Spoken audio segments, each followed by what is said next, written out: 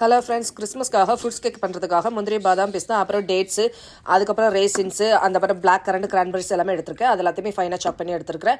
எல்லாத்தையும் சாப் பண்ணிட்டு நட்ஸோட இந்த ட்ரை கிரேப்ஸ் எல்லாத்தையுமே ஒன்று சேர்ந்து நம்ம வந்து ஒரு கப்பு ஆரஞ்சு ஜூஸோட 2 மணி நேரம் ஊற வச்சுக்கலாம். நட்ஸ் வந்து நீங்கள் தனியாக மைதா மாவு டஸ்ட் பண்ணி கூட எடுத்துக்கலாம். நான் எல்லாத்தையுமே சேர்த்து ஊற வச்சுருக்கிறேன்.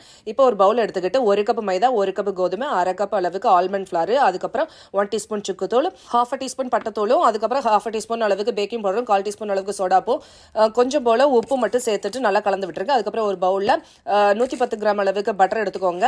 அதுக்கப்புறம் 1 கப் அளவுக்கு ப்ரௌன் சுகர் எடுத்துக்கோங்க. ரெண்டையும் சேர்த்து நல்லா பீட் பண்ணி எடுத்துக்கோங்க, சாஃப்ட் பதம் வர அளவுக்கு. அதுக்கப்புறம் இதில் 3 முட்டை சேர்க்கணும். 1 பை 1 ஒவ்வொரு முட்டையாக சேர்த்துட்டு கலந்து விடுங்க. இதில் வந்து எசன்ஸ் வந்து வெண்ணிலா எசன்ஸ் கொஞ்சம் சேர்த்துக்கோங்க.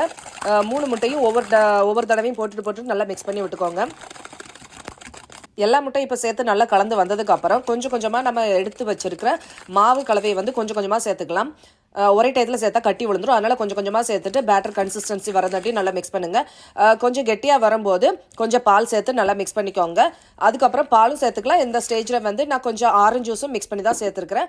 மீதி எல்லா மாவும் ஃபைனலி சேர்த்ததுக்கப்புறம் கொஞ்சம் ஆரஞ்சு ஜூஸை மிக்ஸ் பண்ணிவிட்டு நல்லா கெட்டி இல்லாமல் சாஃப்டான பதத்தில் இந்த மாதிரி மாவை வந்து ரெடி பண்ணி வச்சுக்கோங்க. நான் வந்து குழந்தைகளுக்கு வந்து நட்ஸ் உள்ளது பிடிக்காதுங்கிறதால தனியாக கொஞ்சம் பிரித்து எடுத்து வச்சுக்கிறேன்.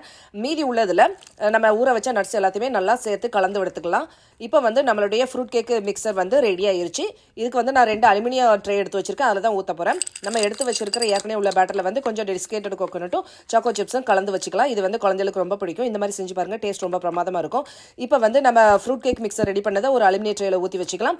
இன்னொரு இது வந்து நம்ம குழந்தைகளுக்கு ரெடி பண்ணி வச்சிருக்கிற பிளெயின் கேக்கையும் மிக்ஸ் பண்ணிவிட்டு ப்ரீஹீட்டட் ஓவன் 180 டிகிரி செல்சியஸில் வந்து ஒரு 10 நிமிஷம் ப்ரீஹீட் பண்ணி எடுத்துட்டிங்கன்னா அதுக்கப்புறம் ஒரு 50 மினிட்ஸ் வந்து பேக் பண்ணி எடுத்தாச்சுன்னா சூப்பரான நம்மளுடைய ஃப்ரூட் கேக் ரெடி ஆகும். இதை நீங்கள் உங்கள் வீட்டில் செஞ்சு பார்த்துட்டு என்ஜாய் பண்ணுங்கள். ஓகே, பாய்.